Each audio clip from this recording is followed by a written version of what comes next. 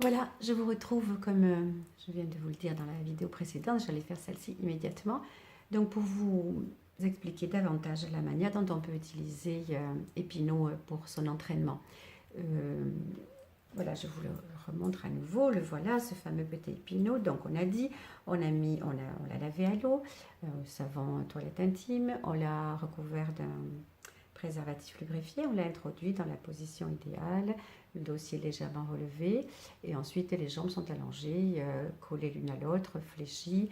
Certaines au début ont l'impression que le ballonnet glisse, donc elles préfèrent mettre en plus entre leurs jambes une serviette roulée, encore un petit boudin comme ça qui va bloquer le ballonnet à sa place. Bon, ça, chacune voit comme elle le sent, peu importe.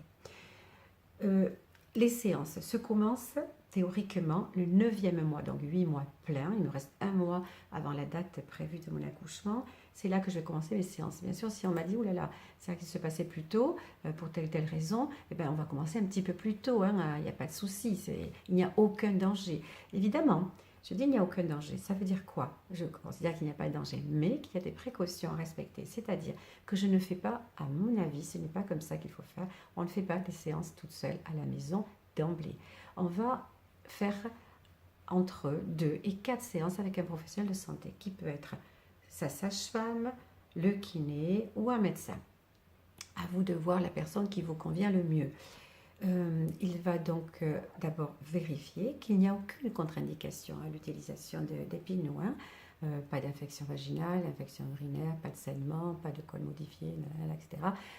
Voilà, ça c'est à voir avec votre professionnel de santé. Une fois que toute une contre-indication médicale a été écartée, je peux commencer mon travail. Donc c'est important, avant d'utiliser l'appareil, de rencontrer un professionnel de santé qui va vous assurer que oui, c'est tout à fait compatible avec votre état à vous. Voilà. Donc, je fais ma première séance avec le professionnel de santé qui m'a montré comment me positionner l'appareil, etc. L'idéal, en réalité, c'est de pouvoir prendre conscience dans un premier temps. Certaines filles connaissent très bien le périnée, d'autres beaucoup moins. Le fait d'avoir placé le petit ballonnet dans son vagin, puis de l'avoir gonflé en fermant la vis, en gonflant tout doucement. J'ai pas fermé.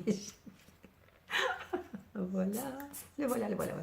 Allez, j'ai fermé et j'ai gonflé un petit peu mon ballonnet, pas beaucoup, c'est tout petit ça, c'est 3 cm à peine, quelque chose comme ça. Mais par contre, ça me permet de me rendre compte que quelque chose est présent dans mon vagin. Et même si je pratique quelques contractions, je vais faire ça avec ma main, ce sera mon périnée, sur le ballonnet, je vois l'aiguille du manomètre, j'espère que vous voyez bien qu'il bouge. C'est bien, ça me rassure, je suis en train de faire exactement ce qu'il faut. Là, pour la prise de conscience, c'est pas des contractions du périnée qu'il va falloir faire après pour relâcher son périnée, bien entendu, mais ça me permet de prendre conscience de mon périnée. Je fais ça pendant 2 ou 3 minutes sur ma séance qui va en durer 20, 2 fois par jour, le matin et le soir, tous les jours pendant les dernières semaines de la grossesse. Au début, je vais faire cette petite mise en route de 2-3 minutes de contraction, mais très vite, j'ai conscience de mon périnée, j'en ai plus besoin. Donc après, je vais gonfler mon ballonnet jusqu'à ce qu'il me gêne. Je ressens une forte gêne, je ne ressens pas de douleur.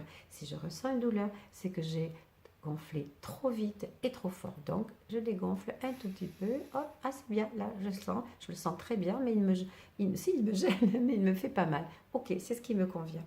Je vais garder mon ballonnet gonflé pendant 10 secondes et pendant ces 10 secondes, je vais expirer. Tout doucement. Et je relâche. Donc voilà, mon ballonnet se dégonfle et si je veux bien le dégonfler avec mon périnée, je contracte un petit peu, ce qui va me permettre vraiment de le libérer complètement de l'air qu'il contient. Et puis, je recommence. Je ferme ma vis, j'appuie sur la poire et voilà, et je recommence à gonfler. Et peut-être que cette fois-ci, je vais aller un peu plus haut. J'avais vu que j'étais arrivée à 16, et maintenant je suis à 17. Bon, etc. Sur les 20 minutes. Vous allez voir effectivement que dès la première séance, vous allez pouvoir monter progressivement. Et le soir, quand on fait la deuxième séance, vous montez encore une fois progressivement. Ce qui veut dire que très souvent, au bout d'une semaine de pratique d'entraînement, donc avec Epino tous les jours et 2 fois par jour, vous êtes déjà à 7 cm. C'est extrêmement encourageant. Une fois que vous terminez votre séance, au lieu de dégonfler votre ballonnet, vous l'avez gonflé, il est à, je ne sais pas, allez, bon là je vais le mettre à 17 ou 18, ce qui doit correspondre à 4 ou 5 cm. Je ne vais pas le dégonfler, je le laisse sortir naturellement tout doucement. Et une fois que mon ballonnet est sorti, je prends le gabarit qui est dans la pochette que j'ai reçue, le coffret, et je ne sais pas où je l'ai mis, ici, voilà, il est là mon gabarit. Le voilà, et je vais le mesurer. Il est gonflé, je vais le mesurer. Alors c'est sûr que je ne suis pas au-delà de 7 cm, j'y suis pas à mon avis, non, voilà. Je ne suis pas, vous voyez l'espace qu'il y a des deux côtés. À mon avis, je suis tout juste à 5 ou 6 cm. Voilà, donc chaque fois quand j'ai fini ma séance, je laisse mon ballonnet sortir tout seul, sans le dégonfler. Évidemment, lorsque je vais arriver à 7 ou 8 cm, c'est déjà de très bon augure que je sois capable de laisser glisser mon ballonnet sans le dégonfler. Petit à petit, je vais continuer à l'augmenter, on a dit. Et il faut que vous sachiez, alors ce n'est pas une généralité, mais ça a été répété assez souvent, donc il faut en tenir compte. Certaines mamans prétendent, certainement à juste titre, qu'elles ont eu beaucoup de difficultés pour passer de 7 ou 8 cm à 10. Oui, c'est vrai, ça peut arriver. Il y a un palier là qui est un petit peu difficile à passer. C'est pas grave, ça prendra le temps que ça prendra, mais persévérez surtout. Et si vous ne dépassiez pas les 8 cm et que même à 9 mois vous êtes encore 8 cm, ça n'est pas pour autant qu'il faut arrêter l'entraînement.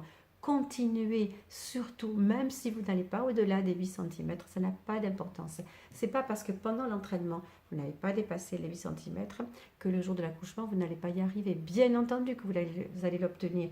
Le jour de l'entraînement, en plus, l'imprégnation hormonale est différente et le relâchement nécessaire obtenu par le périnée du fait de l'imprégnation hormonale est à son maximum. Donc ça, le relâchement dû à l'imprégnation hormonale plus la pratique que vous avez fait de l'étirement de votre périnée va vous aider sans difficulté à arriver aux 10 cm.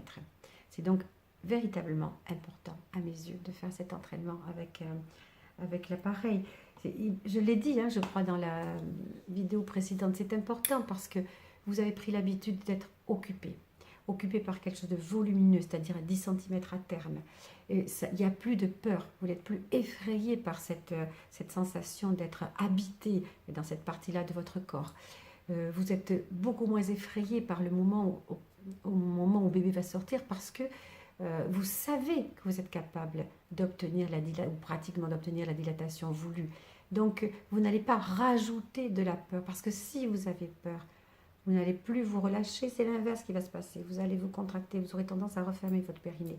Donc, pour moi, il n'y a que des avantages à travailler avec Epino. Bien sûr que certains de mes collègues qui venaient aux sages-femmes me diraient comme si les femmes avaient besoin de ça. Les femmes sont faites naturellement pour accoucher. Leur périnée est fait naturellement pour lâcher. Non, je suis désolée, non. On n'est pas, certaines filles, sans aucun doute, ont cette capacité à accoucher de bébés de 3,7 kg, voire 4 kg, sans une égratignure. C'est merveilleux et tant mieux pour elles. Malheureusement, on n'est pas toutes faites pareilles et ce n'est pas la majorité des femmes qui peuvent se retrouver dans ces conditions-là. Alors pourquoi celles-là ne devraient pas habituer leur périnée à s'étirer plus facilement pour éviter les épisiotomies ou les déchirures spontanées? Parce que si je reste dans cet état d'esprit, dans ce raisonnement-là, mais pourquoi je fais du sport? Pourquoi j'ai des muscles qui me permettent de marcher, de courir, de nager, pour ceux qui ont appris, de danser. Je n'ai pas besoin de faire travailler mes muscles. Voilà, je sais faire ça, donc je m'en contente. Alors pourquoi tous, pratiquement, chacun d'entre nous, nous avons pris l'habitude d'avoir une activité sportive quelle qu'elle soit pour nous s'entretenir et pour notre bonne santé. C'est logique, n'est-ce pas? Pourquoi il ne serait pas logique d'entraîner son périnée quand il n'y a aucune contre-indication médicale à apprendre à se relâcher pour le moment de l'expulsion? Ce n'est que du bénéfice que l'on peut en tirer. Voilà, je ne sais pas quoi vous dire de plus pour vous convaincre, mais pour moi, il est évident, et je regrette bien de ne pas l'avoir connu, il y a bien trop longtemps, il y a presque 40 ans, ça n'existait pas évidemment, et je trouve que c'est une chance inouïe que vous avez les mamans de pouvoir travailler ainsi. En tous les cas, en Europe, ça va, on n'abuse pas des épisiotomies. En Afrique, malheureusement, l'épisio est systématique.